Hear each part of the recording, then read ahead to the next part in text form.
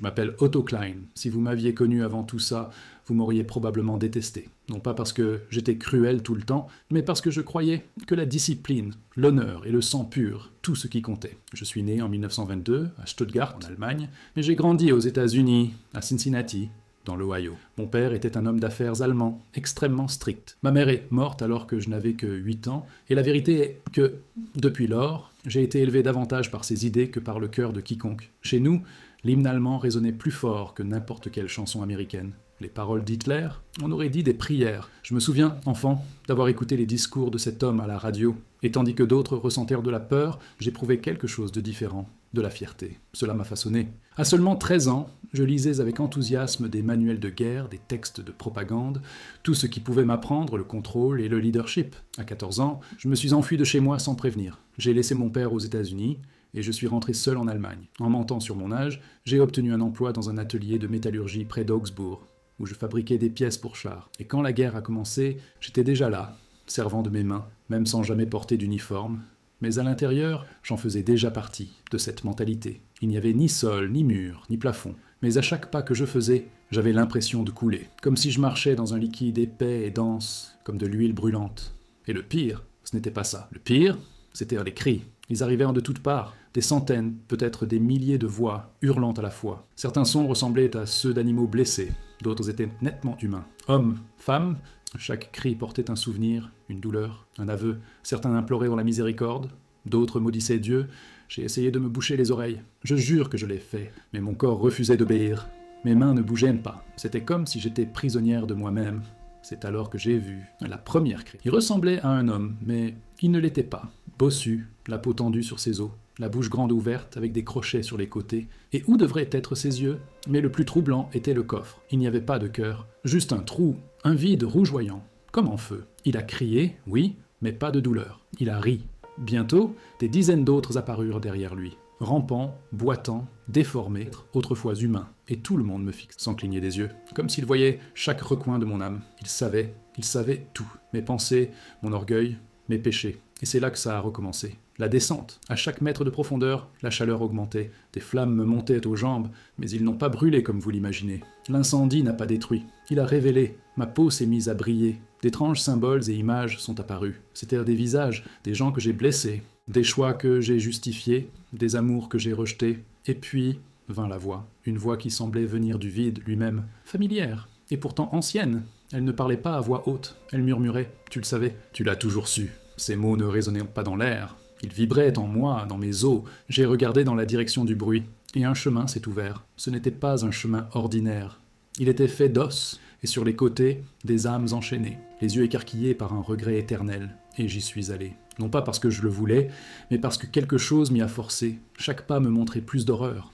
Des hommes tentant d'escalader des murs en feu, des femmes enfermées dans des cages, regardant, encore et encore, les images des enfants qu'elles ont abandonnés. Ce n'était pas une punition. C'était une confrontation. C'était le miroir de l'âme. Pas d'excuse. Et plus je m'enfonçais, plus j'avais peur. Parce qu'au fond, je savais que le pire était encore à venir. Je ne l'avais pas encore vu. Le couloir s'est terminé brusquement. Devant moi, une porte de fer colossale, couverte de symboles et de visages qui semblaient crier silencieusement. La chaleur qui s'échappait était suffocante. Chaque souffle brûlait comme un feu pénétrant dans les poumons. Et puis la porte s'ouvrit, avec un bruit qui ressemblait au cri d'une planète mourante. À l'intérieur, l'air était plus lourd, plus cruel. Le sol était en pierre noire. Des flammes tournoyaient, sans fin, comme si elles n'avaient pas de fin. Et en plein centre, il était là, Adolf Hitler, enchaîné à un pilier de pierre, des chaînes incandescentes, le corps, consumé, blessé, mais pas détruit. Son visage n'était pas comme sur les vieilles affiches. Il était déformé, creusé, corrompu, mais c'était toujours lui. Même au milieu de cette douleur, ce sourire cynique était toujours là. Et quand il m'a vu, il a ri. « Tu es venu... » il dit, sa voix sèche, presque cendrée. Je ne pouvais même pas répondre. J'avais la gorge serrée. J'aurais voulu détourner le regard, mais je ne pouvais pas. « Tu as suivi mon idée, dit-il. Mais tu n'as jamais su qui j'étais vraiment. » À cet instant, je tremblais. C'était un mélange de haine, d'admiration et de peur. J'avais bâti toute ma vie, mon empire, avec l'ombre de cet homme derrière moi. « Tu as vendu ta fille, » poursuivit-il avec dédain. « Ton propre sang, juste parce que je t'ai murmuré à l'oreille que la pureté était plus importante que l'amour. Et puis, tout me revint en mémoire. J'ai revu Greta, ma fille. J'ai revu ses enfants. J'ai revu les années de larmes, les nuits où elle pleurait dans son oreiller. jeune femme, essayant de me comprendre. J'ai revu la lettre qu'elle avait écrite pour demander pardon, pour me donner une chance, et j'ai brûlé cette lettre comme un déchet. « Te sens-tu puissant maintenant, Otto ?» demanda-t-il, la voix venimeuse. Derrière lui, d'autres silhouettes apparurent, des monstres au visage familier, Göring, Himmler, Goebbels, tous déformés, fondus, leurs os apparaissant sous leur peau. Ils m'entouraient, leur bouche remuait, mais leur son était englouti par le vent qui hurlait en cet endroit. Ils ne parlaient pas, mais leurs regards criaient des vérités que j'avais passé ma vie à ignorer. Je ne hurlais pas de douleur physique, je hurlais de honte, parce que j'avais enfin compris que je n'avais suivi ni la justice ni la vérité. J'avais suivi la peur, l'orgueil et le contrôle. « Tu crois que c'est le pire ?» dit Hitler avec un sourire ardent. En un clin d'œil, tout changea. Les flammes disparurent. Je me tenais devant une salle dorée, brillante, pure, emplie d'une paix que je n'avais jamais ressentie. Mais je ne pouvais pas entrer, je ne pouvais qu'observer. À l'intérieur, les gens rayonnèrent de lumière, les enfants riaient, les personnes âgées parlaient, tout semblait parfait. Et au fond, j'ai vu Greta. Elle tenait la main de 2 enfants, mes petits-enfants. Ils étaient magnifiques. Elle leva les yeux et me vit. Il n'y avait aucune colère sur son visage, seulement de la douleur. Et même sans bouger les lèvres, j'entendis « J'ai prié pour toi, papa. J'ai tellement prié. » Les murs autour de moi commencèrent à se resserrer. J'ai crié, tendu la main, supplié. « Pardonne-moi, je suis désolé. » Et en un instant, j'étais de retour. Les flammes m'engloutissaient à nouveau. Mais cette fois, je n'étais pas seul. Des gens m'entouraient. Des gens que j'avais méprisés toute ma vie. Des hommes noirs, des femmes juives, des enfants gitans. Tous silencieux. Mais leurs yeux, portaient un poids, une vérité qui me démantelait. Ils n'avaient pas besoin de dire quoi que ce soit. Ils me montraient simplement qui j'étais. J'ai revu des scènes de ma vie que je croyais enterrées. J'ai refusé de l'aide à un mendiant. J'ai refusé un emploi à cause d'un nom de famille. J'ai traité la compassion comme une faiblesse. J'ai revu les contrats que j'avais signés, les baraques que j'avais contribué à démolir grâce à mes politiques, les visages des familles laissés sans rien. Et puis une voix s'est fait entendre. Ce n'était pas Hitler, ni Greta. C'était quelque chose de plus grand. Tu n'as jamais vénéré que toi-même ? Les flammes s'élevèrent. Je tombais à genoux. Je commençais à supplier.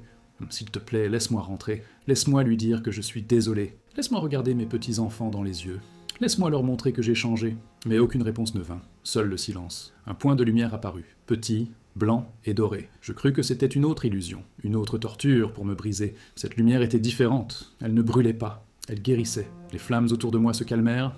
Les cris cessèrent. Les silhouettes sombres disparurent. Et puis, je le vis. Il n'était pas arrivé avec des anges ou des trompettes. Il se tenait juste là, debout devant moi. Son rayonnement était si pur, si silencieux, que mon esprit trembla. Mais pas de peur, de reconnaissance. Ses yeux exprimaient à la fois tristesse et pitié. Je me jetai à terre. J'essayais de parler, mais je ne pus que murmurer « Je sais qui tu es ». Il ne répondit pas. Il s'est simplement avancé vers moi, et chacun de ses pas semblait me transpercer. Tout ce que j'avais été, arrogance, égo, orgueil, s'est dissous. Je ne pouvais plus me cacher derrière mon histoire, et pourtant, il ne m'a pas jugé. Il s'est agenouillé à côté de moi. « J'ai toujours été là », a-t-il dit, « même quand tu as choisi la haine plutôt que l'amour, même quand tu as réduit ta fille au silence. » J'ai essayé de me justifier, de m'expliquer. Il a simplement posé sa main sur ma poitrine, et à ce contact, mes souvenirs ont afflué. Pas seulement les péchés, mais les occasions manquées. Le dîner que j'ai refusé avec Greta, le dernier regard de ma femme avant sa mort, les sanglots réprimés d'un employé que j'ai humilié, le garçon que j'ai traversé la rue pour éviter. « Tu n'étais pas mauvaise parce que tu haïssais, » a-t-il dit doucement, « mais parce que tu refusais d'aimer. Des larmes ont coulé de mes yeux. Quelque chose que je n'avais pas fait depuis des décennies. Est-il encore temps ?» ai-je demandé. Il m'a regardé comme quelqu'un qui attend cette question depuis une éternité. Ce n'est pas une question de temps, c'est une question de vérité. Et puis, la lumière m'enveloppa. Elle ne brûla pas, elle me souleva. Et pour la première fois depuis le début, j'ai ressenti de l'espoir. Pendant quelques jours, j'ai essayé de croire que tout cela n'était qu'une illusion causée par un traumatisme. Le délire d'un cerveau blessé cherchant à comprendre le chaos. Mais mon âme connaissait la vérité. Et cette vérité brûlait en moi. La culpabilité m'étreignait comme un noyer s'accrochant à un morceau de bois. Ma foi, que j'avais affichée si fièrement pendant des décennies, me semblait désormais vide. À quoi servait le chapelet dans ma poche et les prières apprises par cœur si j'avais ignoré le seul commandement qui donne un sens à toute chose ? Aimer son prochain. Et je n'aimais même pas ma propre chair et mon propre sang. J'ai essayé de me justifier en silence. « Tu as fait ce que tu croyais être juste », me suis-je murmuré. Mais une voix plus profonde m'a répondu. « Tu as cru à ce qui nourrissait ton ego. Je suis resté silencieux pendant des jours, sans télévision, sans visiteurs, seul le bruit de la guerre en moi. Et c'est dans ce silence que j'ai finalement prié, pas avec des phrases toutes faites. J'ai vraiment prié. Pour la première fois de ma vie, je me suis adressé à Dieu non pas comme Otto, l'homme d'affaires respecté, ni comme le catholique au col impeccable, mais comme un homme brisé, implorant son pardon. À ma sortie de l'hôpital, tout semblait pareil, mais je n'étais plus le même. Les rues étaient les mêmes, Les bâtiments étaient les mêmes, mais mes yeux, je ne suis pas retourné au bureau. Je n'ai même pas ouvert mes rapports. Je suis resté là, dans mon bureau à la maison, à contempler une photo que j'avais cachée pendant des années, le mariage de Greta. Elle souriait, même si je savais que je ne serais jamais là ce jour-là. J'ai pleuré pour tout ce que j'avais été. Puis j'ai décroché le téléphone.